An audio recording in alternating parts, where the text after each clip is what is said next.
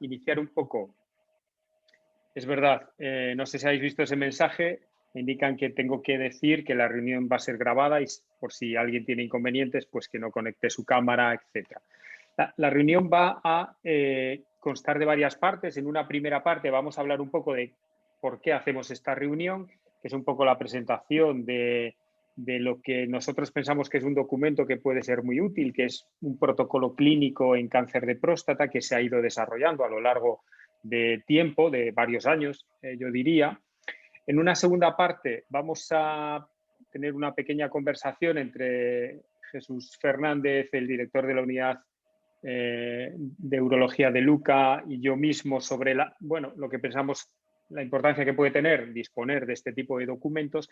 Y en una última parte vamos a abrir micrófonos y cámaras y a todo el mundo que estáis conectados, que entiendo que tenéis interés en este tema, para que podáis preguntar dudas, cualquier cosa que se os ocurra, para hacer aportaciones, para plantear qué camino después de esto tenemos que seguir. Y bueno, nosotros también plantearemos alguna serie de cuestiones que creo que son importantes. Entonces, sin más, paso directamente a compartir la pantalla y a explicaros un poco por qué estamos aquí esta tarde reunidos. Bien, si alguien me puede confirmar si se ve la diapositiva para Se ve iniciar. Vale, perfectamente, Jorge. gracias, gracias.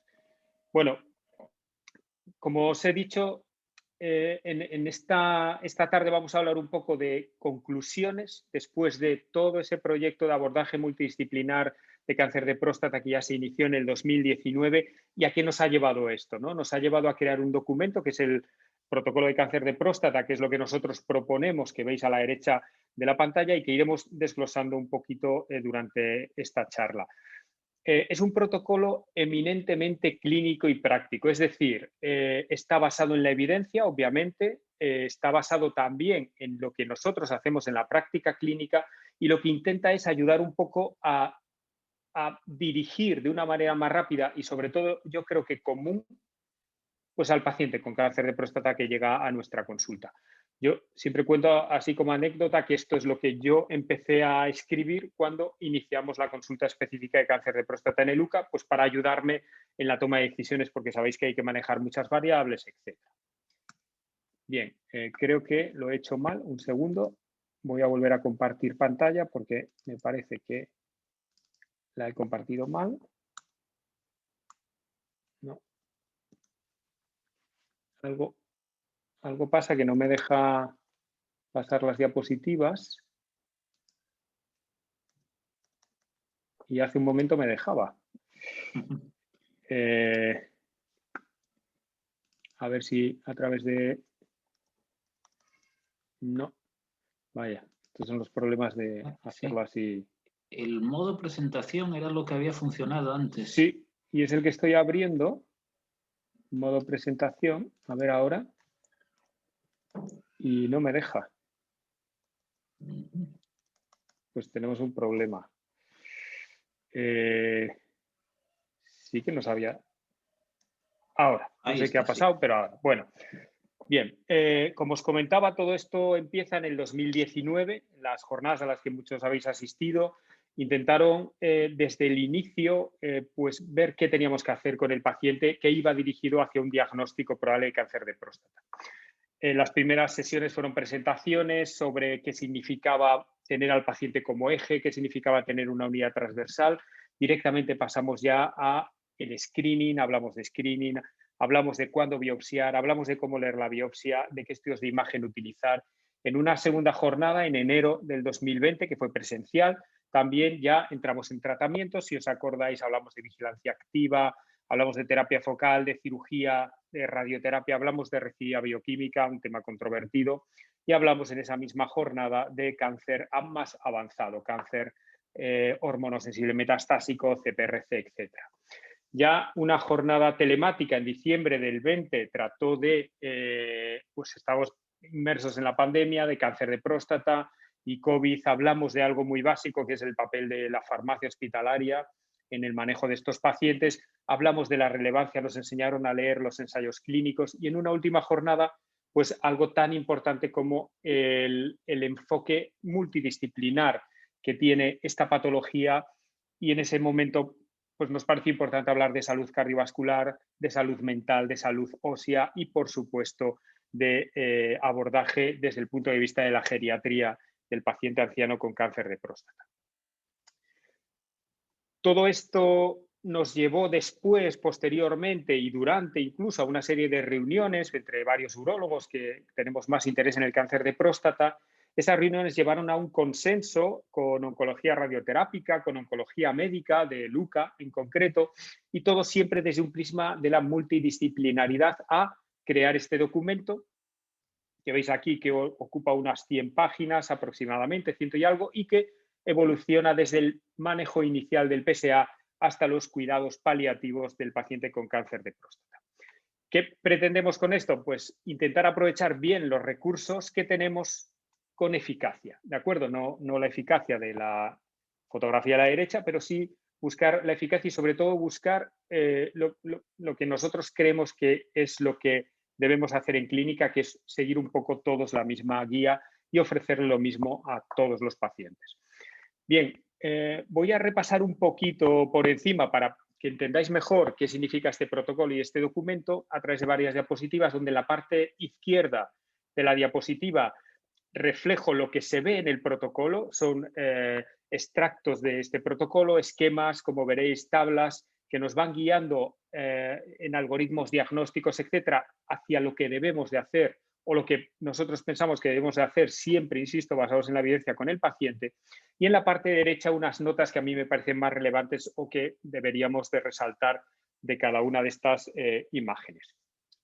Empezamos por la clasificación. En el protocolo tenéis las clasificaciones europeas, las clasificaciones de las NCCN. Incluimos clasificaciones con uso de resonancia que nos parecen muy útiles porque la resonancia juega un papel básico en el diagnóstico de nuestros pacientes con cáncer de próstata y, por ejemplo, datos interesantes como que con resonancia ya clasificamos a los pacientes por encima igual a T2C como pacientes de muy alto riesgo. Y esto puede tener relevancia, por ejemplo, en el momento de plantearse una supuesta terapia focal, etc. Planteamos, y es el esquema que aparece en el medio de la imagen, cómo manejar el PSA, que supongo que todos seguiremos la misma línea y siempre basados en las guías europeas, pues recomendaciones para pacientes con 40 años con BRCA positivo, qué hacer con pacientes de 45 años con factores de riesgo y el grueso de nuestros pacientes con 50, 60 años, con PSA menor de 1 planteamos seguimientos cada 5 años, entre 1 y 3 cada 2 años, por encima de 3 estratificar el riesgo de estos pacientes para decidir quiénes van a biopsia y quiénes no van a biopsia. Entre 61 y 75 años, con PSAs por debajo de 1, dejaríamos de hacer controles en la generalidad de los pacientes. Entre 1 y 4 los prolongaríamos a bianuales y por encima de 4 iríamos directamente a la biopsia.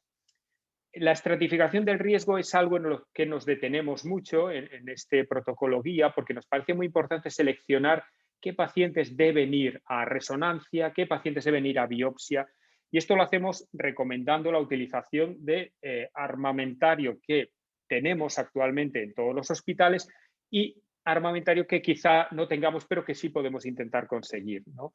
Hablamos del uso de la densidad de PSA, del uso del índice, del uso de calculadoras para estratificar los riesgos del paciente. Incluimos los links a estas calculadoras. Hablamos del uso de resonancia. Obviamente, y todos lo sabéis, la práctica clínica y la presión asistencial nos impiden hacer resonancia antes de primera biopsia a todos los pacientes, como recomiendan las guías. Entonces, hacemos un poco un criterio de selección de qué pacientes pensamos que se pueden beneficiar más o menos. Si disponemos de marcadores, como por ejemplo el SELECT MDX, lo utilizamos y ante una sospecha con un SELECT por encima de 2.8, dirigiríamos al paciente hacia resonancia. Con un SELECT más bajo, dirigiríamos al paciente hacia un control bioquímico. Como veis, lo que estamos intentando hacer, y esos son los algoritmos y los esquemas que aparecen en la parte izquierda de la imagen, es ir seleccionando qué paciente debe llegar a biopsia. Cuando hacemos la biopsia, lo mismo, planteamos las indicaciones. Cuando disponemos de una resonancia, siempre en PIRAP mayor o igual a 4. En PIRAP 3 recomendamos el uso de la densidad de PSA. Por encima de 0,15 haríamos biopsia. Y en PIRAP 3B, que es criterio de volumen, que muchas veces no lo tenemos, también indicaríamos biopsia por encima de 0,5 mililitros. ¿Qué biopsia hacemos? Hacemos sistemática, 10-12 cilindros, más fusión cognitiva o fusión cuando hay la oportunidad de realizarla mediante software tomando 2, 4 cilindros target en función del volumen de la lesión. Si son lesiones muy grandes, intentamos minimizar el número de cilindros. Si son lesiones pequeñas, aumentamos el número de cilindros. Indicamos también qué criterios de rebiopsia debemos utilizar y vamos hacia intentar conseguir que la biopsia transperineal sin profilaxis antibiótica sea un poco el estándar que podamos llegar a utilizar. Como veis, durante el protocolo se inician algoritmos que nos van clasificando al paciente, que nos van dirigiendo hacia dónde debemos llevar al paciente. En la parte inferior izquierda tenéis también una imagen que indica un poquito cómo representar esa toma de biopsias. Nos parece algo más sencillo que la que utiliza el PIRADS y muy operativo a la hora de decidir el tratamiento para el paciente. Insisto, todo esto son recomendaciones a discutir, son recomendaciones modificables. En cuanto a técnicas de imagen, usamos los criterios de la EAU, los criterios radar, los plasmamos todos en el protocolo de una manera muy visual. Utilizamos el sistema PIRADS. Hablamos de nuevas técnicas de imagen, cuándo utilizar PET-colina en el hospital a partir de un PSA por encima de 1, cuándo utilizar PET-PSMA en recurrencias, en estadificación de alto riesgo. En recurrencias generalmente lo estamos utilizando en casos determinados y seleccionados con PSAs por encima de 0,5. Sabéis que entre 0,2 y 0,5 la sensibilidad es más baja, un 30-40% aproximadamente. Y siempre, según nos dicen las guías, cuando hay una sospecha de recurrencia después de radioterapia. En el apartado de tratamiento, que también desarrollamos según las opciones que podemos tener para los pacientes, hablamos de vigilancia activa. Nosotros estamos adscritos al protocolo PRIAS, es un poco lo que hacemos y somos muy digamos, restrictivos, incluso más que el PRIAS actual, que ha aumentado o que ha expandido sus indicaciones. Nosotros por debajo no tenemos rango de edad, por debajo de 60 años intentamos hacer determinación genética de BRCA1, BRCA2, ATM, incluso con PSAs menores de 10, siempre un PSA de densidad menor de 0,20. Recordad que hablábamos de 0,15 en la biopsia, aquí de 0,20. Siempre T1C, T2A y sub-1. Si en la resonancia tenemos un PIRADS 4-5, valoramos individualmente la posibilidad de incluir a ese paciente, sobre todo si la histología es 3+3, es un ISUB1. Y en casos de ISUB2 incluimos a pacientes por encima de 70 años con un patrón de Gleason 4 menor del 10%, o densidades de PSA por debajo de 0,15. En la parte media de la diapositiva veis el plan de seguimiento que nosotros proponemos para estos pacientes en vigilancia activa, criterios de reclasificación, criterios de rebiopsia y un seguimiento que realizamos entre 3 y 6 meses, siempre con resonancia y realizando biopsias al año, 4 años, 7 años y 10 años. Todo plasmado con detalle, pero insisto, de una manera muy práctica en el protocolo. Si hablamos de terapia focal, aquí quiero hacer un inciso porque lo planteamos, nosotros estamos adscritos a un grupo internacional y eso nos permite realizar esta terapia experimental en pacientes muy seleccionados. Es algo que es dudoso poder exportar, es algo que habría que hablar. Fundamentalmente lo centramos en pacientes por debajo de T2C, de ahí la importancia de esa nueva clasificación que incluye resonancia y por encima o igual a T2C, ya hablamos de pacientes de muy alto riesgo, PSAs por debajo de 20, scores 3 menores o iguales a 3+4, es decir, pacientes de riesgo bajo o riesgo intermedio. Buscamos respuestas de PSA por debajo del 70-80% del PSA basal, buscamos respuestas de PSA por debajo de 2,5, hacemos biopsia de confirmación al año, consideramos fallo si el Gleason score es igual o mayor a 3+4 en el área tratada y como criterio bioquímico usamos el criterio de Stuttgart y así lo plasmamos en el protocolo.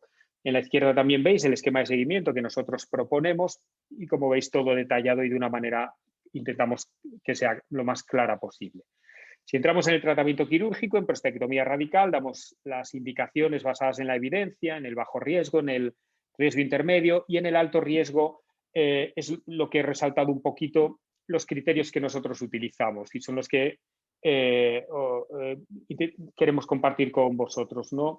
Tenemos en cuenta varios factores, si el PSA está por encima de 20, el ISUB por encima de 4, si es mayor o igual a T2C, si es N+, si tiene un solo factor, a pesar de que le ofrecemos todas las posibilidades, solemos y recomendar la prostatectomía radical, 2 factores por debajo de 65 años, prostatectomía, por encima de 65 radioterapia, y 3 factores ofrecemos todas las posibilidades, pero orientamos al paciente más hacia radioterapia.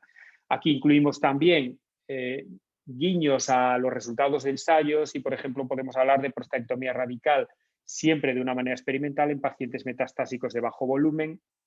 Serían pacientes siempre de comité, para comentar en el comité, y así también lo reflejamos. En la parte quirúrgica hacemos las recomendaciones basadas siempre en evidencia, como digo, sobre preservación de bandeleta, cómo hacerla, sobre indicación de linfadenectomía, a quién hacerla, cuándo hacerla, cómo hacerla, si limitada, si extendida. Y posteriormente hablamos de la funcionalidad. Clasificamos a los pacientes en función de la incontinencia que tengan, damos una serie de pautas de cómo controlarlos y cuál sería la posible solución en cada caso. De igual modo, en cuanto a disfunción eréctil, incluimos en el documento nuestro protocolo para el tratamiento de disfunción eréctil paso por paso de los pacientes con prostatectomía radical o radioterapia o crioterapia. Radioterapia es desarrollada más por los oncólogos radioterapeutas de Luca, pues hablamos de la braquiterapia de la alta tasa, baja tasa, hablamos de la radioterapia externa dirigida por imagen, normofraccionada, hipofraccionada, ultra hipofraccionada, hablamos de qué hacer con los N+, hablamos de qué hacer con los M+, insisto, todo a través de esquemas desarrollados por el Servicio de Oncología Radioterápica. Si vamos al tratamiento hormonal, pues hacemos las recomendaciones basadas en los trabajos de Studer con tratamiento en pacientes con doblajes menores de 12 meses, PSAs mayores de 50, mayores de 20 en menores de 70 años, tumores muy indiferenciados, sintomáticos y, de nuevo, guiños a los resultados de los nuevos ensayos, por ejemplo, el STAMPEDE en alto riesgo M0, la asociación de abiraterona durante 2 años en algún perfil de paciente y siempre, insisto, siendo pacientes sometidos a evaluación por un comité. En cuanto a recidiva bioquímica, tema también controvertido, yo creo, hablamos de recidiva con PSAs por encima o igual a 0,2 en 2 determinaciones consecutivas. Nosotros usamos 0,2, hay otros grupos que usan 0,4, nosotros utilizamos 0,2, PSA Nadir más 2, según los criterios de Fénix en radioterapia, y usamos la clasificación de la Asociación Europea de bajo riesgo y alto riesgo para prostatectomía radical. Sabéis que el bajo riesgo se considera cuando tiene estos 2 factores, un tiempo de doblaje mayor o igual a 12 meses y un ISUB menor o igual a 3, y el alto riesgo cuando tiene un tiempo de doblaje menor de 12 meses o un ISUB 4, 5. En radioterapia, más de 18 meses e ISUB 3 cuando hablamos de bajo riesgo, y alto riesgo menor de 18 meses o ISUB 4, 5. Usamos PSMA siempre en recibida después de radioterapia, según indican las guías, y en recibida después de prostatectomía radical, cuando es menos de 1 en pacientes seleccionados, PSMA entre 1 y 10 petcolina o por encima de 10 TAC y gamma. ¿Y qué hacemos con las recurrencias? Con las recidivas bioquímicas, una vez que tenemos identificado al paciente, planteamos radioterapia adyuvante o radioterapia de rescate, y en el protocolo damos un poco las pautas que nosotros creemos que son las que hay que seguir. Sabéis que después de la publicación de los ensayos, el RAVE Radicals, parece que la radioterapia adyuvante ha quedado un poquito relegada, pero siempre hay un perfil de paciente en el que quizá tenemos que insistir en que la radioterapia adyuvante puede ser beneficiosa. Es el paciente con un PSA menor de 0,1 que tiene más o igual a 2 factores de los que vienen reflejados ahí asociados, como es un ISUB 4, 5 con un T3 y con márgenes positivos, en principio mayores de 3 milímetros, o tiene ganglios positivos. La radioterapia adyuvante, como os digo y como me imagino que todos hacemos, está muy limitada a un grupo y a un perfil muy definido de pacientes, y en la mayoría planteamos radioterapia de rescate cuando es necesaria.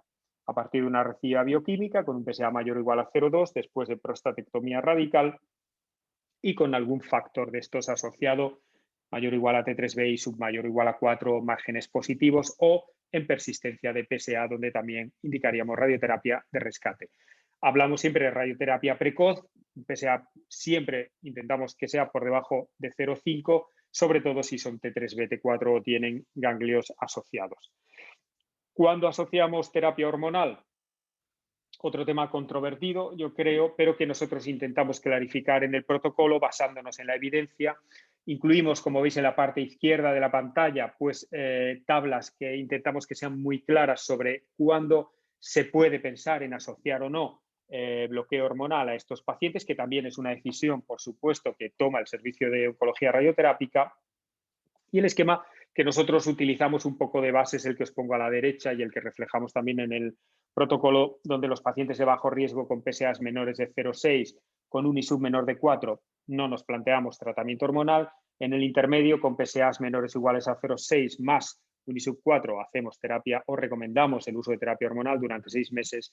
Y en alto riesgo, con PSAs mayores de 0,6 más un ISUB mayor de 4, recomendamos el uso de terapia de privación durante 24 meses. De nuevo, guiño al Stampede, asociar o no a viraterona durante 2 años a este tratamiento hormonal, aunque sabéis que en este ensayo los recurrentes eran una población muy baja, menos del 3%. Entonces, bueno, queda un poquito a decisión de comité o como un dato anecdótico, yo creo.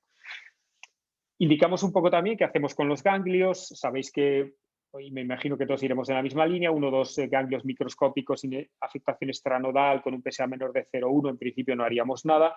Y si cambia la situación, pues nos basamos en el trabajo de Abdullah, que todos conocéis, donde hasta 4 ganglios parece que la radioterapia y en algunos casos la asociación de hormona puede ser efectiva. Incluimos también lo que nosotros pensamos que puede ser la indicación de prostatectomía radical de rescate después de radioterapia y siempre pensamos en pacientes con enfermedad local o localmente avanzada en algunos casos. Siempre menores de T2B, score Gleason menores de 7, PSAs menores de 10 y, insisto, siempre el paciente es rescatable porque la enfermedad sea local, pues probablemente confirmado con una resonancia. De nuevo, incluimos esquemas que después de todos estos planteamientos resumen un poco para que pueda ser utilizado en la consulta de un vistazo muy rápido, sumando factores que podemos hacer con cada paciente, y esto se va produciendo a lo largo de todo el protocolo. Oligometastásicos. Los oligometastásicos, un tema no controvertido, sino muy en boga, yo creo ahora, sincrónicos, metacrónicos, oligoprogresivos. Lo que hacemos con los sincrónicos, pues plantear radioterapia del primario más menos SBRT, más menos bloqueo hormonal, la radioterapia del primario basados en el ensayo Stampede cuando hay menos de 3 metástasis óseas o son M1A y los PSAs están por debajo de 100. Planteamos la posibilidad de hacer prostatectomía radical, como os decía, experimental en pacientes con bajo volumen, asociado a linfadenectomía extendida, asociado o no a hormona y a SBRT, y siempre en comité la posibilidad de asociar o de intensificar estos tratamientos con apalutamida, enzalutamida, si está disponible. El metacrónico, SBRT o linfadenectomía extendida con PSAs menores de 4, menos de 2 localizaciones pélvicas y siempre con Gleason score menor o igual a 3+4. Y en el oligoprogresivo, que son pacientes de comité, la posibilidad de hacer SBRT sobre la metástasis única que progresa, siempre con pacientes con PSAs, con tipos de doblaje, mayor de 4 meses. Entramos ya en el hormonosensible metastásico. De nuevo tenéis los esquemas que vienen en el protocolo en la parte izquierda de la pantalla y aquí pues lo que ya todos conocemos, clasificamos al paciente básicamente en bajo volumen, alto riesgo, bajo riesgo y vemos qué opciones aparecen en cada caso. Incluimos, como veis, la prostatectomía radical en pacientes de bajo volumen, bajo ensayo, pero hablamos en bajo de radioterapia, apalutamida, docetaxel, enzalutamida y en alto de apalutamida, abiraterona, apalutamida, docetaxel o enza. Y en la parte inferior izquierda veis esquemas que también son muy visuales sobre respecto a la indicación de cada fármaco si hay un tratamiento previo, es decir, si es recurrente o no recurrente, si es de nuevo, si es de bajo o alto volumen, si hay indicación en ficha técnica. Como es, lo que intentamos es que nos permita de un vistazo rápido identificar a los pacientes. De nuevo, referencias a nuevos ensayos, al PIS-1 en alto volumen, sabéis, metastásico, hormonosensible, y un poco también como planteamiento de si es posible tratar a estos pacientes con quimioterapia y mantener, los que vayan a quimioterapia y mantener abiraterona añadida al bloqueo hormonal en los meses posteriores. Serían pacientes siempre de comité, insisto. Todos estos pacientes por encima de 70 años, por encima de 75 años, van a valoración con cuestionarios geriátricos. Nosotros en la consulta les pasamos el G8, les pasamos el Minicog Y si tienen la puntuación por debajo o igual a 14 por debajo de 3, iniciamos el circuito con geriatría, que hace una valoración geriátrica integral de los pacientes y nos dice o nos orienta sobre qué pacientes pueden ser más susceptibles de recibir unos tratamientos u otros. Incluimos también en el protocolo, aunque sabéis que no hay un seguimiento claro de estos pacientes, bueno, el seguimiento que nosotros proponemos por meses, por años, generalmente en los 6 primeros meses es mensual, 6-12 meses cada 1 a 3 meses y más de 12 meses cada 2-4 meses, individualizando según el paciente que tengamos delante. Incluimos también los criterios de progresión en el protocolo, progresión de metastásico hormonosensible a CPRC, progresión radiológica utilizando el criterio del 2+2, la confirmación con de esas dos metástasis con una gamma ósea donde aparecen otras dos nuevas, la progresión en PSA mayor del 25%, incluimos los criterios RECIS, es decir, damos en el protocolo, creo, de una manera esquemática toda la información que necesitamos para saber en qué punto estamos con cada paciente. Si hablamos de CPRC M0, M+, los criterios, obviamente, para identificar a estos pacientes. En M0, los criterios de imagen, para el uso de imagen, usamos o nos orientamos más hacia los criterios radar que plasmamos en el protocolo y hablamos de qué pacientes podemos tratar. Ya sabéis que, según los IPT, son pacientes con doblajes de menos de 6 meses y las opciones terapéuticas de las que disponemos. En M0, actualmente solo apalutamida, esperemos que en breve darolutamida y enzalutamida. En el metastásico CPRC hablamos de primeras líneas, de segundas líneas, de terceras líneas. Incluimos como posibilidad las segundas líneas hormonales basados en la secuenciación, ya sabéis también, del PIS1, del secuenciación hormonal del TITAN, bueno, como posibilidades. Hablamos de cirugía paliativa cuando está indicada, hablamos de siempre con resonancia, hablamos de radioterapia y hablamos de la posibilidad de hacer o describimos un poco el seguimiento que debemos hacer de estos pacientes exactamente igual que en el hormonosensible. Aquí tenéis también en esta diapositiva un poco los esquemas que proponemos de seguimiento individualizados según el paciente sea un CPRCM0, por ejemplo, con tiempos de doblaje menores de 6 meses, mayores de 6 meses y el hormonosensible y el CPRC metastásico. Hablamos de criterios de progresión. En el M0 ya sabéis una lesión, excepto si aparece en el primer estudio de imagen, donde podríamos plantear un tratamiento con SBRT.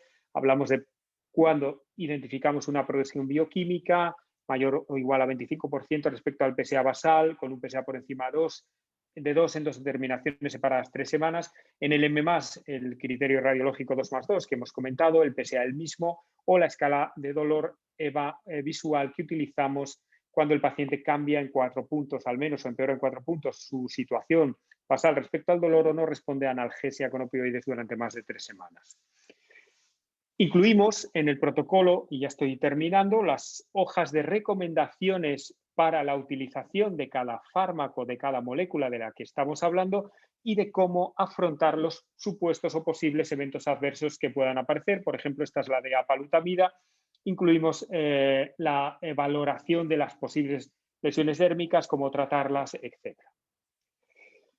En los apartados finales del protocolo no dejamos de lado la salud ósea. Nosotros ahora estamos pasando el FRAX a los pacientes. Es, creo, muy rápido, muy sencillo de pasar en la consulta. No está orientado hacia pacientes con cáncer de próstata y tratamiento hormonal. Te da el riesgo de fractura a 10 años, pero te puede ayudar a decidir sobre si hay que asociar o no tratamiento a los pacientes. Los límites, ya sabéis, 20% fractura osteoporótica, 3% fractura de cabeza de fémur. No usamos la densitometría, salvo en pacientes en los que nos parezca imprescindible tenerla, porque ya sabemos, y eso se trató en los cursos, que es inviable hacer densitometrías a todos los pacientes. Explicamos también en el protocolo cómo es nuestro manejo del zoledrónico, de denosumab, de calcio y vitamina D, cuáles son las indicaciones, contraindicaciones. Nos metemos en el tratamiento, en cuidados paliativos, en escalas analgésicas de los pacientes. Hablamos de qué hacer en el paciente que llega al hospital con una compresión medular, qué tipo de pauta tenemos que seguir. Y ya casi para finalizar, incluimos un poco lo que nosotros hemos desarrollado en la consulta telemática, es algo que acaba de publicarnos la revista Actas Urológicas, donde bueno, hemos hecho una clasificación de a qué pacientes podemos ver de manera segura con una consulta telefónica, la pauta de tiempo con una prioridad baja, a qué pacientes debemos de pasar de consulta telefónica a consulta presencial y qué pacientes tienen una prioridad más alta o muy alta para verlos en la consulta de manera presencial. Y esto lo hemos distribuido en cribado, diagnóstico, tratamiento y seguimiento, y pensamos que eso puede ser unas recomendaciones que nos ayuden a organizar un poco esa consulta telemática.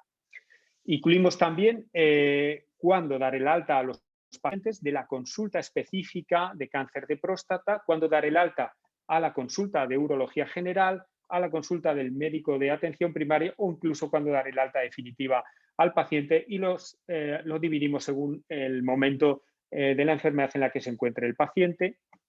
Y por último, incluimos también el folleto que pretendemos entregar a los pacientes con una serie de recomendaciones sobre tipo de vida que deben de hacer, tipo de tratamiento que van a recibir, que pensamos que puede ser útil a la hora de que entiendan mejor a qué se están enfrentando.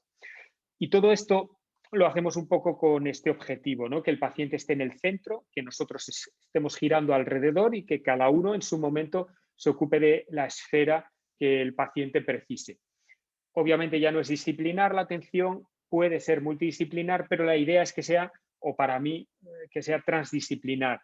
Y la transdisciplinaridad es un poco distintos profesionales que se ocupan de distintas áreas y que ponen en común su conocimiento y que incluso ese conocimiento trasciende un poco hasta de lo que manejan habitualmente, ¿no? Para poder atender al paciente de una manera digamos, uniforme, que es lo que yo creo que, o hacia lo que yo creo que tenemos que tender.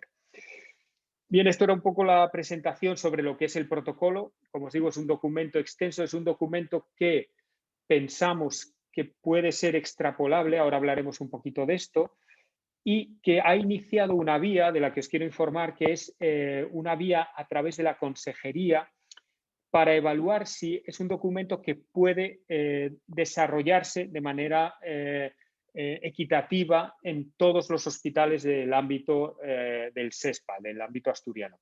Entonces, estamos un poquito en esa línea. Yo creo que una vez hecho, lo interesante puede ser reforzarlo en determinados aspectos que a lo mejor no son tanto de evidencia, sino de práctica, y que eso creo que es un camino que podemos iniciar ahora, pero que probablemente esté disponible, espero, en breve para que lo podáis consultar todos. Bien, sin más, y agradeciéndoos vuestra atención, voy a dejar de compartir pantalla y, si os parece, podemos dejar para la parte final preguntas, etcétera, y pasar a la segunda parte donde yo creo que puede ser interesante la visión que, en este caso, Jesús Fernández, como gestor, aparte de como urólogo, puede tener de la utilidad de este documento. Entonces, Jesús, yo creo que estás en pantalla ya, yo te veo. También. Sí, muchas gracias. Buenas tardes.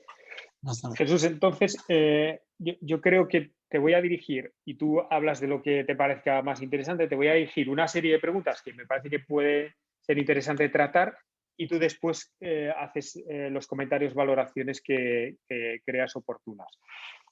Y un poco, la primera es si tú crees que es necesario que dispongamos de documentos de este tipo para tratar a pacientes, en este caso con cáncer de próstata.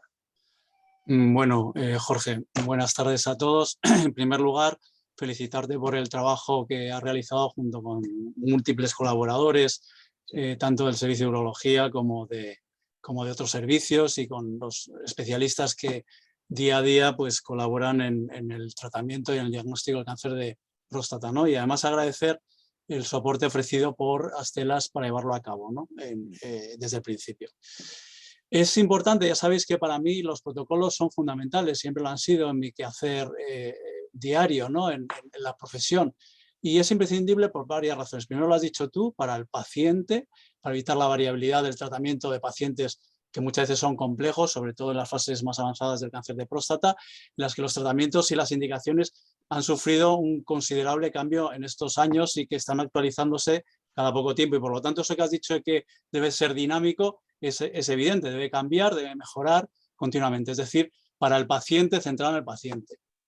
La segunda razón por la que un protocolo para mí es importante es porque es una herramienta muy útil para los especialistas que atienden al cáncer de próstata, a veces pacientes que requieren enfoques múltiples, tratamientos diversos, pruebas adicionales, múltiples pruebas, complejidad en muchos casos, Por lo que tener una guía tan rápida como pienso que es esta, con muchos algoritmos, muchos esquemas que puedes consultar, me parece fundamental para el día a día. Es verdad que tenemos las guías de la EAU, las guías ESMO, pero este protocolo abarca casi todos los aspectos y problemas con los que nos podemos encontrar y por lo tanto desarrollados de una forma muy práctica, como se ve, y por lo tanto pues no cuesta nada, incluso la propia consulta, cuando lo estamos viendo, la planta, pues consultarlo, ¿no? Es decir, paciente, especialista y por último, desde el punto de vista ya de la gestión del conocimiento, pues favorece el análisis de nuestros propios datos, ¿no? Podemos hacer una auditoría propia. Al homogeneizar las estrategias del tratamiento pueden medirse mejor, las bases de datos son más fáciles de desarrollar y de explotar, podemos ver lo que estamos haciendo, qué debemos mejorar, participar en ensayos clínicos serios, puesto que nuestra metodología va a ser prácticamente la misma que los ensayos más exigentes, pero ya estamos estableciendo una rigurosidad, un rigor muy importante y, por supuesto, publicar nuestros resultados en revistas de impacto cada vez mayores. Es decir, importante, pues claro, para el paciente, para el especialista y luego para el conocimiento que se pueda generar de todo esto, ¿no? Creo que es fundamental, ya sabéis que mi idea siempre ha sido así y en esto que es una patología tan compleja que se va cada vez haciendo más difícil de abarcar, pues es fundamental. Y nada más, en principio. Sí, vamos, totalmente de acuerdo contigo. Yo, así como anécdota, te diré que yo dispongo del protocolo, lo tengo al lado en la consulta y más de una vez lo reviso para un poco aclarar ideas, porque efectivamente hay que manejar muchísimas variables. En algunos pacientes hay que manejar tiempos, hay que manejar múltiples tratamientos y a veces, bueno, el tomar una decisión muy rápida como la tenemos que tomar en la consulta, pues es complejo. Yo creo que sobre todo yo creo que por eso nos gusta este protocolo. Obviamente nos gusta porque hemos trabajado mucho en él, pero nos gusta porque yo creo que es muy práctico y que de una manera muy visual rápidamente te orienta sobre lo que tú puedes hacer y luego ya tomas obviamente la decisión. Y sin duda una cosa también para mí muy importante es que todos los especialistas que estemos alrededor del paciente con cáncer de próstata hagamos lo mismo, dentro de obviamente un rango admitible o admisible, pero yo creo que todos debemos ir en la misma línea en una patología que se está convirtiendo en algo tan complejo, sin duda. Y Jesús, ¿tú crees que este protocolo que tú conoces, que lo hemos diseñado un poco también desde Luca, es exportable? Es decir, ¿tú crees que es un protocolo que podemos abrir o exportar o compartir con otros hospitales de la red asturiana, por ejemplo? Yo creo que sí, además deberemos hacerlo. En definitiva, es trasladar la evidencia, la mejor evidencia que tenemos al día a día, ¿no? Y por definición, esto debe ser ya intrínsecamente extensible a todos los especialistas que tratan a toda una enfermedad, ¿no?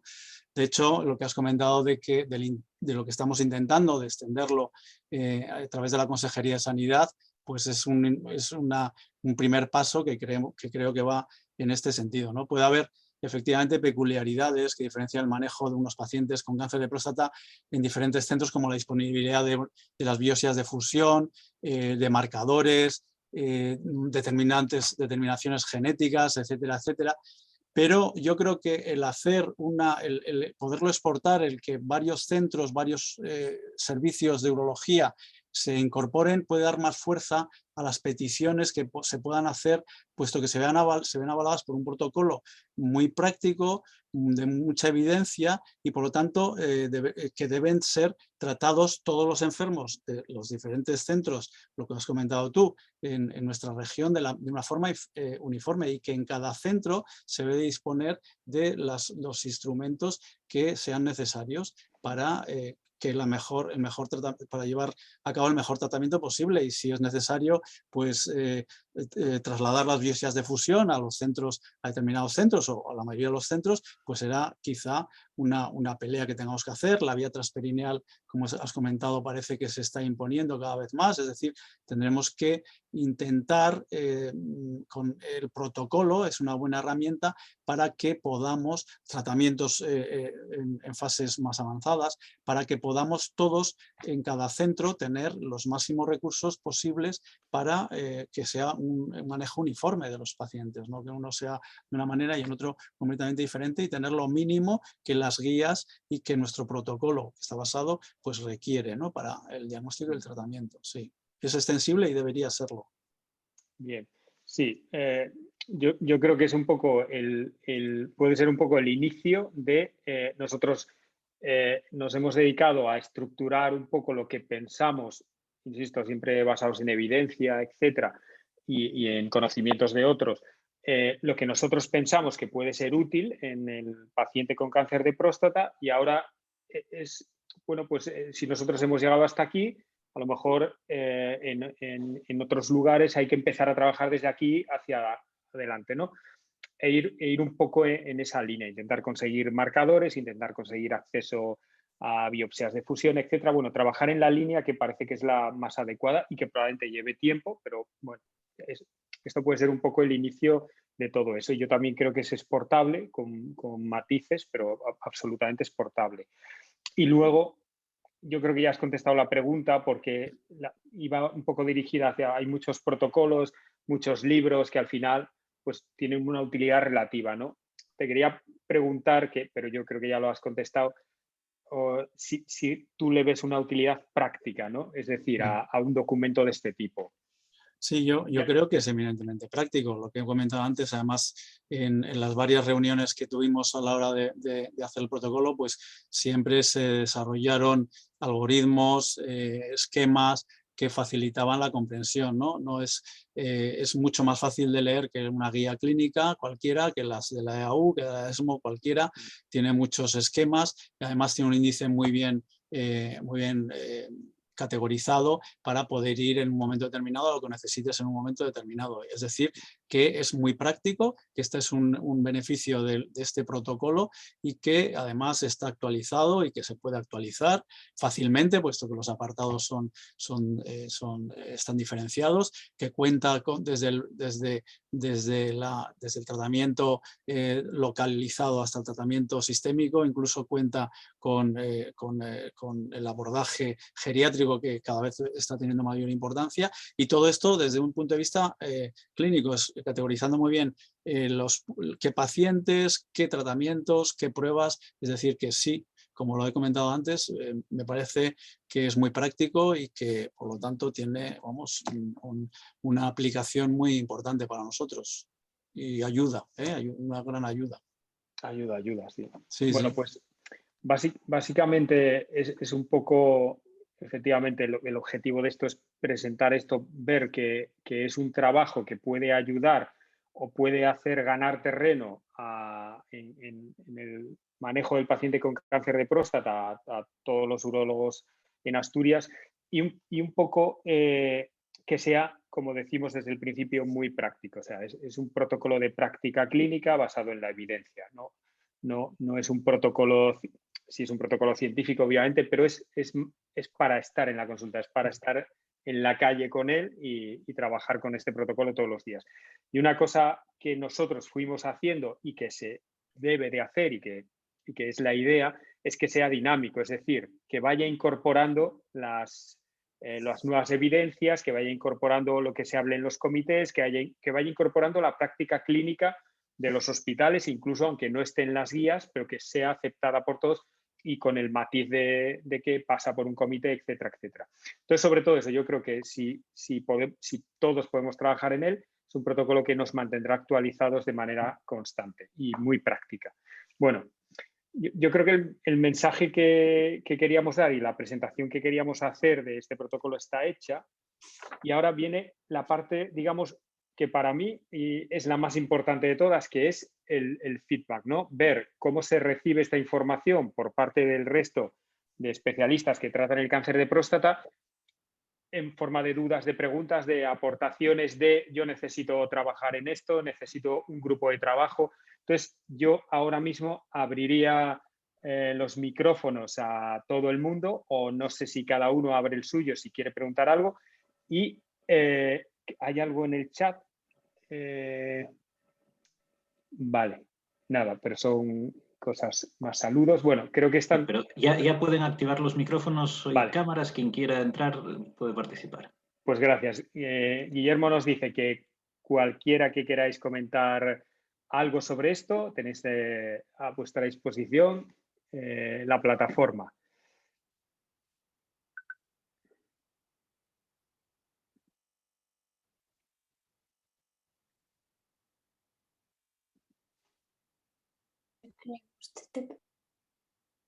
No sé si oigo algo o fue alguien que dio por error. Si no, tengo yo alguna pregunta preparada. Bueno, no sé si hay alguien. Si no hay nadie que se anime. Veo que Ricardo activa su micrófono. Ricardo. Sí, hola, vale, buenas tardes. Ricardo. ¿Qué tal, Ricardo? No sé si me veis muy bien por la luz, pero bueno, parece que todo de más allá. Bueno, lo primero era felicitarte por el trabajo a ti y a todos los que habéis hecho el documento, que me parece magnífico. Lo segundo es que creo que me parece una base muy buena para empezar a funcionar de una manera un poco más homogénea, un poco más coordinada, y que por supuesto que tanto los radioterapeutas como nosotros tengamos una herramienta en la que basarnos para justificar determinadas decisiones, determinadas actitudes frente a otros servicios o frente a otras administraciones, ¿no?, que puedan limitar de alguna forma el desarrollo de la especialidad o del tratamiento, no de la especialidad como urología, sino de las dos, ¿no?, que las dos tratamos y muchos pacientes de cáncer de próstata. Independientemente de eso, que creo que me parece que es una base muy buena para empezar, evidentemente creo que es una especie de, bueno, de objetivo un poquito fuera del alcance de muchos de los hospitales comarcales en algunos de los aspectos, lo cual no quiere decir que en lo básico sea totalmente reproducible.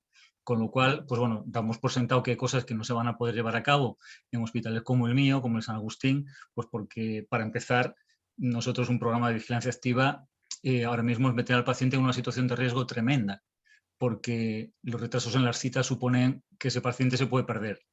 Así de claro, o sea, piensas que lo tienes citado en 6 meses o en 3 meses y aparece al año y medio o a los 2 años. Si el paciente no está pendiente de su problema e insiste, se pierden. Es decir, hay cosas tan básicas como esas que te echan por tierra el trabajo, ¿no? Pero bueno, teniendo en cuenta esos detalles o la resonancia, que ahora mismo estamos en una situación en la que casi es mejor no hacerla que hacerla, porque nos confunde más que lo que nos ayuda, pues bueno, creo que en todo lo demás, todo lo que tiene que ver con el desarrollo clínico diario, el ajustarte con los factores de riesgo que tenga un paciente para tomar una decisión o no, creo que eso es muy buena idea. Creo que ayuda mucho. Siempre es una duda eterna a la gente que no trabaja mucho cáncer de próstata, cuándo le pido un PET, cuándo no se lo pido, qué PET le pido, en base al PSA que tiene. Y me parece que eso es importante tenerlo, y está bien que esté escrito, que lo tengas en la consulta y que además todos pidamos un poco las mismas cosas, ¿no? Y que si en algún momento alguien decide que no te hace un PET, o alguien decide que no te otorga un tratamiento, o alguien decide algo, oye, esto está escrito, está consensuado, está basado en la evidencia, y creo que eso es la fuerza que tiene el documento, ¿no? Y creo que, salvo esos matices, pues bueno, ya te digo, la biopsia perineal es una cosa que probablemente se pueda llegar a hacer algún día en mi hospital, pero va a costar, va a costar. La resonancia va a costar. Para que te hagas una idea, el otro día me decía una radióloga que hacen 14 resonancias al día, en general. Entran 28. O sea, hacen 14, entran 28. Cada día tienen 14 más de las que hacen. Así es imposible manejar nada. ¿Entiendes? Es decir, que hay unas cuestiones que son de físicas, de capacidad del sistema, que limitan muchísimo determinadas situaciones. Pero está claro que tenemos que pasar por encima de eso y tomar las decisiones con las herramientas que tenemos. Si en otros hospitales podéis disponer de una resonancia fiable, pues de genética, de geriatra, etcétera, pues me parece perfecto. Los que no podamos disponer de ello, tenemos que funcionar sin eso, en la medida en lo que podamos, ajustándolo, ¿no? Digamos, bueno, pues igual que nosotros no tenemos comités aquí, tenemos que valorar por teléfono, con oncología, con oncorradio, las decisiones que se toman, pues son cuestiones que evidentemente no son trasladables de un hospital como Luca a un hospital comarcal. Pero en el resto de cosas creo que sí que estamos, vamos, perfectamente en disposición de adaptar este documento como elemento de trabajo y sobre todo de cohesión, ¿no? Y bueno, básicamente eso es lo que quería comentaros. Sí, son cosas que obviamente bajando a la realidad es innegable, ¿no? Que el acceso a lo mejor a la resonancia, el acceso a una valoración geriátrica, el acceso a un marcador es más complejo según estés localizado en un sitio que en otro. También te diré que, por ejemplo, si hablamos de marcadores como SELECT, empezamos a pensar en el SELECT hace mucho tiempo. Fuimos desarrollando peticiones para justificando, etcétera, y al final en determinadas cosas sí que logras bueno, pues, doblar un poco a la administración y que ceda, ¿no? Sobre todo planteando, y yo creo que con un protocolo en el que se incluyan determinados aspectos, eso puede hacer que tengas más fuerza para solicitar ¿no? determinadas o hacer determinados planteamientos que bueno, están aceptados por toda la comunidad urológica. Pero obviamente hay manejos que en función de la localización se convierten en un problema serio y gordo, y en función de la localización son más fáciles. Eso es cierto y eso es innegable. O sea, negarlo. Entonces, efectivamente, hay que tomarlo como una base a partir de la cual poder desarrollar el intentar todos llegar al mismo objetivo con las mismas armas, ¿no? Con mucho tiempo, eso sí, con mucho tiempo, planteándolo con mucho tiempo. Pero bueno, como una base para ir orientándonos todos en esa línea, ¿no? Yo pienso. Sí, totalmente de acuerdo. A ver si progresamos. Bueno, te dejo Raquel, que esté mirándonos. ¿Qué tal? Estás en silencio. Activa el... Perdón. Que yo un poco con la visión de haber trabajado en los dos hospitales, a ver, te entiendo perfectamente, Ricardo, porque bueno, sabemos cómo funciona San Agustín, las limitaciones que puede tener y demás. Pero un poco también es lo que te decía Jorge, yo creo que quizás también lo podemos utilizar como herramienta para hacer presión. Los traumatólogos hacen 1000 resonancias y no les ponen tanta traba, pues bueno, vamos a intentarlo, que va a ser un trabajo duro en el San Agustín, en el Luca y en todos los lados, no te creas. Pero bueno, es como una herramienta más para decir, bueno, aquí también estamos como servicio y necesitamos ir incorporando cosas nuevas y necesitamos mejorar. Entonces, bueno, con un trabajo de fondo largo y duro, pues yo creo que podemos ir mejorando muchas cosas. Ricardo se ríe. Bueno, en cualquier caso son... Bueno, solamente que, bueno, sí. A mí me quedan, yo tengo 56, me queda... Te queda mucho, Ricardo. No sé yo lo que voy a poder incorporar de aquí a que me jubile. Sí, todos confiamos en ti en ese sentido. Lo intentaremos.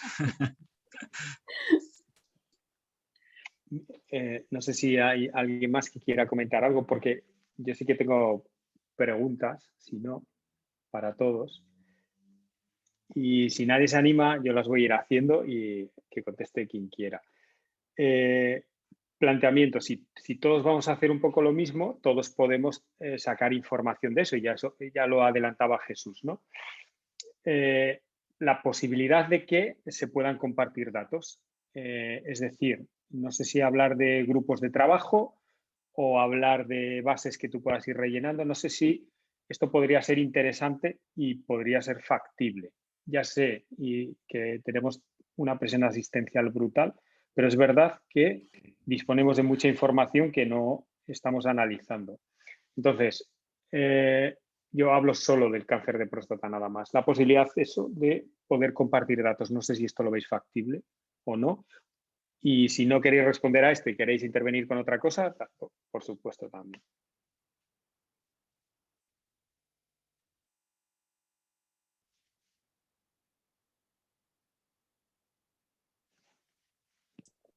A mí me parece difícil compartir datos, Jorge. Me parece que sería lo ideal pero desde que simplemente tenemos un sistema diferente, ni nosotros mismos podemos hacer nuestras bases de datos, tenía que ser algo diferente al sistema que tenemos de recogida de las historias, ¿no? Sí que sería ideal y todos los ensayos que se hagan, estudios, etcétera, etcétera, deben de estar basados en un objetivo. Es decir, que tú no puedes, deberías de, aunque se puedan recoger unos datos básicos simplemente de, bueno, cuántos de cánceres de próstata tenemos, cuántos estamos tratando con los superagonistas, perdón, los superantiandrógenos, etcétera, etcétera. Bueno, eso se puede recoger, pero eso no es lo más difícil de recoger, sino que cuando tú te planteas hacer algo más profundo, tienes que tener un objetivo de lo que quieres hacer. Es decir, voy a hacer esto porque quiero ver qué pacientes se están tratando con enzalutamida, por ejemplo, en M0, M1, en resistencia a castración, etcétera, etcétera, pero también con algo más, ¿no? Con una vuelta más. Y cómo puedo, si se está haciendo algo mal, que ahora no se está haciendo nada mal, lógicamente, porque hay un comité, etcétera, etcétera, si perdemos pacientes, etcétera. Entonces, las diferentes reuniones de diferentes ensayos siempre y estudios se puede tener algo básico, pero que es muy sencillo, pero para luego recoger los datos deberías de tener un objetivo de para qué lo quieres hacer, ¿no? Entonces pensar en ese objetivo a veces es lo difícil. Claro, por eso la siguiente pregunta era si se pueden formar grupos o si pensáis que una idea puede ser formar grupos de trabajo que definan esos objetivos y que definan luego en especialistas de oncología radioterápica, urología, oncología médica, unos grupos de trabajo que puedan definir un objetivo para posteriormente realizar ese análisis con los pacientes de todos los hospitales. Estas son ideas que yo recuerdo que cuando nos reunimos a veces tal siempre salen y luego nunca se desarrollan, nunca. Pero lo volvemos a hablar otra vez porque tenemos esta plataforma y a mí me parece que podría ser interesante y poco complicado si realmente hay gente interesada en hacerlo. Entonces yo lo lanzo frente a la posibilidad de eso, de crear pequeños grupos de trabajo, crear objetivos que nos interesen además para realizar análisis de lo que estamos haciendo. Una vez que partimos todos un poco de la misma base, ¿no? Oye, buenas tardes. Perdonen, es que me acabo de conectar porque acabo de llegar ahora del hospital. Entonces estoy un poco perdido de lo que hay. He oído un poco ahora. Me parece muy interesante. Yo creo que fue Ricardo quien comentó que esto es lo que se necesita, poder hacer grupos, poder estar todos muy, bueno, compartir bases de datos, compartir datos y tal. Es complicado, pero bueno, es lo deseado, ¿no? No sé si, ya digo que acabo de llegar y no sé bien claramente por dónde van todos los tiros, pero bueno. Germán, nada, presentamos el protocolo, que yo sé que tú tienes muchas ganas de verlo, ya lo viste además, y después estamos planteando un poco un foro abierto sobre posibles dudas, preguntas, aportaciones a este protocolo, si pensamos que se puede mejorar o no, y estamos planteando estas preguntas, ¿no? Si bueno, existe la posibilidad de hacer pequeños grupos de trabajo, porque un poco el primer paso es saber si hay gente dispuesta a hacerlos y a partir de ahí empezar a trabajar en ello, ¿no? Entonces, estábamos un poco ahora en esta discusión. Parece que puede ser factible, pero es lo de siempre, ¿no? Se puede tener una idea, pero ahora hay que desarrollarla, claro. Hay que trabajar en ello. Si hay gente dispuesta, yo creo que puede ser muy interesante. El tema muchas veces de que haya gente dispuesta, probablemente la hay. Hay gente que, bueno, pues compañeros que siempre quieren tirar por todo esto. El problema cuando se hacen estas cosas es que luego se lleven a cabo. Es decir, claro. Lo que sale, la gente lo haga. Nos ha pasado con estos protocolos en MAMA, no sé qué, que nos reuníamos, hacíamos PKI, se llegaban a conclusiones, se discutía mucho y luego la práctica habitual no se llevaba a cabo lo que ahí se había discutido. Incluso gente que discutía algo y que estaba a favor de algo, luego no lo hacía. Entonces ese es un poco lo que ocurre luego. Ya, sí. Hombre, sí, eso puede pasar y pasará, obviamente, pero ya partes de algo, ¿no? Yo creo que por eso es interesante tenerlo, porque ya partes de una base que puedas, de hecho los protocolos son guías flexibles, ¿no? Que tú luego adaptas a tu práctica clínica y es así. Pero bueno, partes de una base y que a lo mejor en determinados pacientes tomas una decisión más arbitraria y en otros tomas una decisión basada en el protocolo. Por lo menos tener esa información, ¿no? Y sobre eso ir trabajando, ir modificando y escuchar a todo el mundo para aportar cosas, ¿no?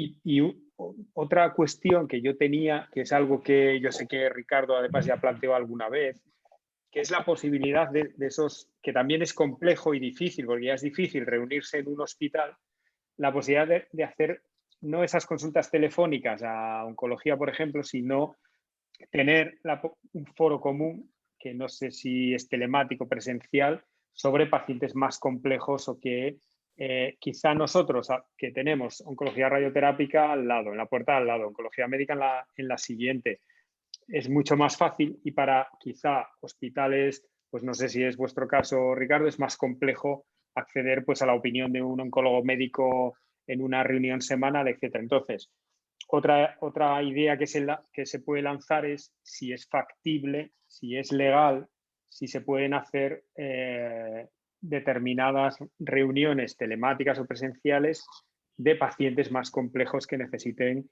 insisto, ahora solo estoy hablando de cáncer de próstata exclusivamente. No sé si es interesante empezar a pensar en esto o no. No sé qué pensáis. Te contesto yo, Jorge.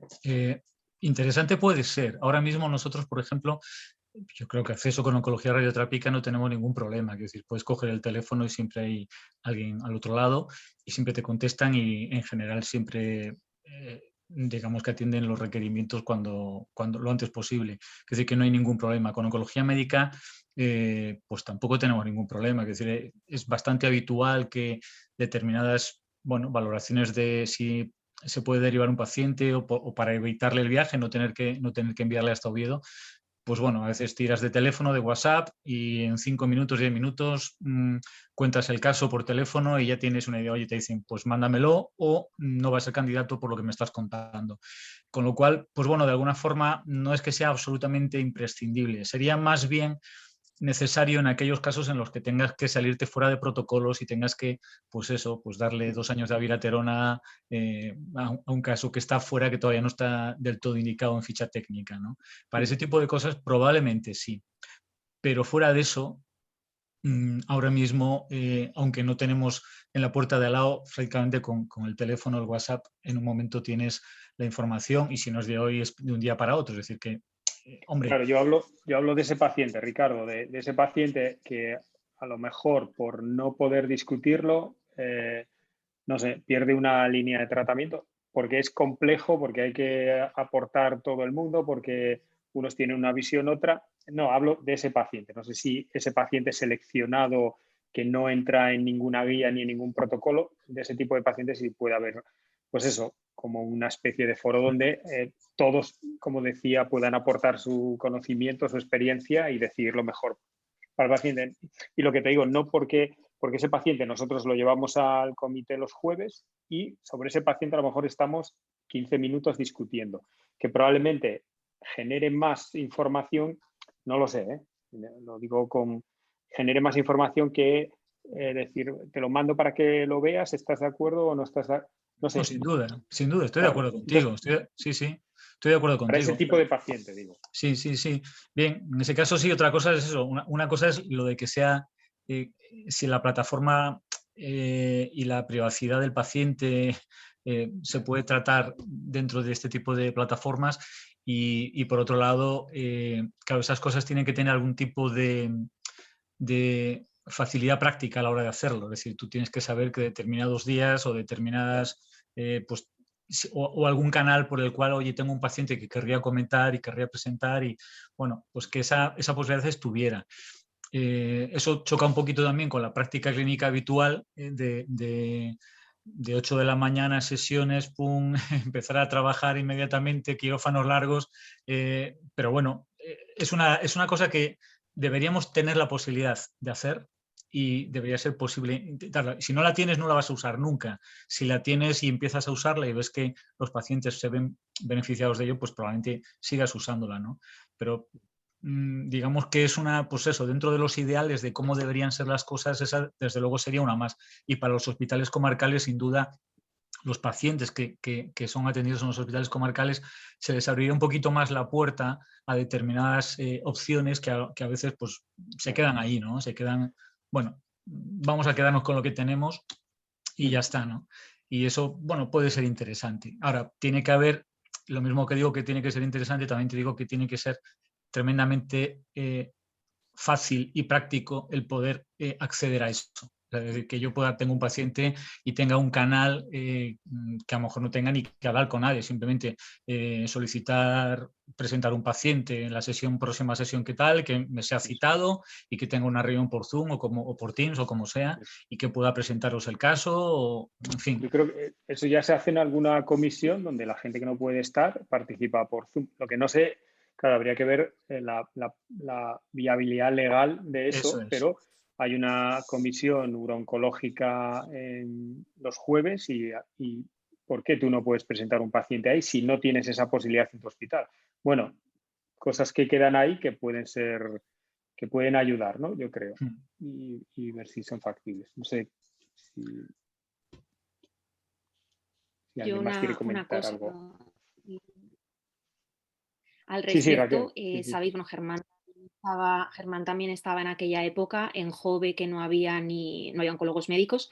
Ya hace años se hacían reuniones, no Zoom porque de aquella no había, pero es que hacían sesiones online con ellos que estaban en Cabueñes, con lo cual esa vía se lleva haciendo en otros hospitales desde hace mucho más tiempo para hacer un comité multidisciplinar entre servicios de hospitales distintos.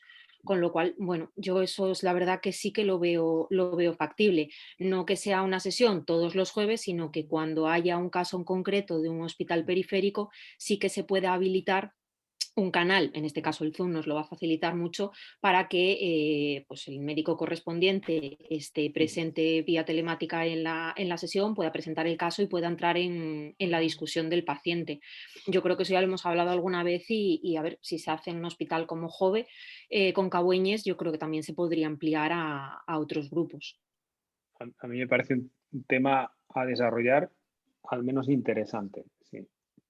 Y dar la opción a que compartamos esa información entre todos. Bien. No sé si alguien quiere comentar algo más. Ya sabéis que tenemos oncólogos radioterapeutas, no sé si hay oncólogos médicos, porque Carlos se iba a conectar, pero no sé si ha podido al final porque tenía dificultades. Si queréis aprovechar para hacer alguna pregunta más, ahora que tenemos este grupo de trabajo, creo que es la oportunidad. Yo quería preguntar una cosa a otros especialistas que no seamos nosotros y otros centros, si realmente que a nosotros es una idea que teníamos desde hace tiempo y que hemos estado, al final hemos podido llevar a cabo bastante bien. ¿Tenéis en cuenta el tema este de la fragilidad en ancianos, que es algo recurrente, pero que a mí me preocupa muchísimo porque tenemos muchos pacientes muy mayores y no solo en esto, sino en otras, en cáncer de vejiga, por ejemplo, y en otras patologías? Y si vosotros tenéis la posibilidad o habéis enfocado el que le vea el geriatra en algún momento a estos pacientes fundamentalmente oncológicos de edades avanzadas, si esto lo consideráis, lo veis muy difícil, es imposible en vuestros ámbitos o no le dais importancia. Solo un poco saber vuestra opinión.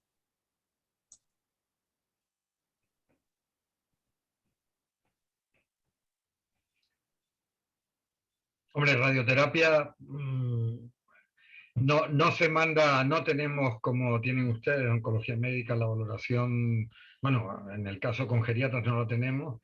Bueno, la verdad es que se lleva mucho tiempo o llevamos mucho tiempo tratando pacientes mayores y yo creo que cada uno hace la valoración de cómo está el paciente, ¿no? Sí, es verdad que lo otro es homogenizar un poco, que tengas alguien que se tenga siempre las mismas pautas para valorarlo, ¿no?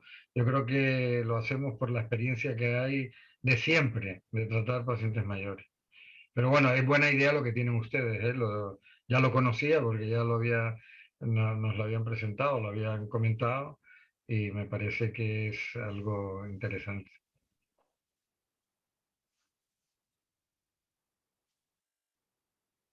No sé si Ricardo o Luis utilizáis algún test o alguna cosa para ver si hay algún problema de fragilidad en estos pacientes mayores o no lo usáis habitualmente. Sí, usamos el G8 en general y a partir de, pues eso, a partir de 75 años. La verdad es que las consultas nuestras de SPERCE son casi fundamentalmente geriátricas, porque son, quiero decir, 80 y pico, 80 y muchos es la media. Quiero decir que en la última del otro día tuve 10 pacientes y eran 3 por encima de 93 años. Y el más joven 76, 77, es decir que sí que lo usamos. Hombre, en general, pues también como dice Germán Juan, ¿no? Que tú ves al paciente cómo entra en la habitación, cómo entra en la sala, cómo se sienta, cómo se levanta, cómo se mueve cuando le dices que se suba a la báscula, cómo se va a la camilla. Y ya tienes una idea, pero sí que hacemos el G8. Lo que pasa es que, claro, nos quedamos ahí, hacemos el G8 y nos sale menos de 14 y nos quedamos con la cara de, uff, ¿y ahora qué hago? ¿No? Porque le dice, pues nada, cuídese usted mucho, ¿no? Le dice, porque no puedes hacer mucho más, no tienes a dónde mandarle. Dices, oye, pues voy a ver cómo tiene las proteínas, voy a ver, le revisas un poco los fármacos, a ver si hay alguno que consideras que no, en función de cómo tenga la tensión. Quiero decir, haces un poco tú de mal geriatra, ¿no? Porque yo no soy geriatra, evidentemente, pero soy geriatra a la fuerza, porque acabo viendo, la mayoría de mis pacientes son todos muy mayores. Y al final pues les ves cascados. Di que muchas veces te sorprenden, ¿no? O sea, ha habido gente que en un momento concreto casi estás a punto de decir, mira, tiro la toalla contigo y te mando a paliativos porque no puedo hacer más por ti, creo que no vas a tolerar nada. Y oye, le das una oportunidad y ¡pum! Y te sorprende y dices, bueno, este hombre ya no vendrá a la próxima visita, habrá fallecido y no, te entra por la puerta mejor que antes con 5 kilos más y diciendo que está estupendamente. Es decir, que está claro que no conocemos exactamente, necesitamos de una visión un poquito más profesional y más precisa para hacerlo. Desgraciadamente, pues bueno, lo que decía al principio, tenemos que pelear con las armas que tenemos y nosotros pues esa pues no la tenemos. No la tenemos. No sé si sería posible forzar las cosas, porque en teoría hay geriatría en el Hospital Fundación de Avilés, pero hacen una labor más bien, hasta donde yo sé, simplemente de hospital de crónicos o hospital de media estancia. Entonces, pero bueno, por profesionales creo que hay. Otra cosa es que tengan a bien dar ese servicio o que se llegue a un acuerdo para que se pueda dar un servicio de esas características. Pero ahora mismo no lo tenemos. El objetivo de esa valoración no es tanto el que le demos o no tratamiento, porque honestamente es muy difícil que tú mandes a un paciente a valoración geriátrica y venga como no fit para tratamientos. Es muy difícil. ¿Por qué? Porque, como tú dices, ya haces ese cribado previo. Hay pacientes que puedes mandar a geriatría con el objetivo de que los optimicen, pero no con el objetivo de darles tratamiento, les mejore un poco la calidad de vida, pero los que mandas son fundamentalmente para que determinados aspectos o la esfera psicológica, metabólica, etcétera, mejore. Hacen una serie de recomendaciones, de test que permiten a estos pacientes mejorar su calidad de vida, mejorar su fuerza para afrontar la medicación. No es tanto como para que te digan que no les puedes dar medicación, porque ese cribado ya lo haces tú en la consulta. O sea, por encima de 85 años ya te lo piensas, por encima de 90 ya es muy difícil que algún paciente reciba tratamiento, pero es más con ese objetivo. Y eso, nuestra experiencia, hablando con los geriatras, en concreto con Pepe Gutiérrez, es que vamos, todo lo que puedan ellos asumir, lo van a asumir, porque lo hacen muy bien además. Entonces el objetivo es más ese, que te digan si puede o no ir a tratamiento, porque eso tú cuando lo mandas ya lo sabes, ya sabes qué paciente, como tú dices, va a poder aguantar un tratamiento y qué paciente le vas a perjudicar con ese tratamiento. Pero ellos trabajan en otros aspectos con ese paciente y siempre va a volver mejor de lo que tú le enviaste. Y eso yo creo que es cuestión de hablar con ellos, como se hizo aquí con Pepe Gutiérrez, que enseguida se creó una especie de circuito y poco a poco, mandando pacientes, pues va funcionando. Es sorprendente desde el punto de vista del geriatra, que no se parece a veces tanto al nuestro. Quiero decir que lo que nosotros efectivamente vemos como un paciente ya que está muy mal, pues ellos también lo van a ver igual y a lo mejor dicen que no hagamos nada desde el principio. Pocas veces, pero a veces sí que lo dicen.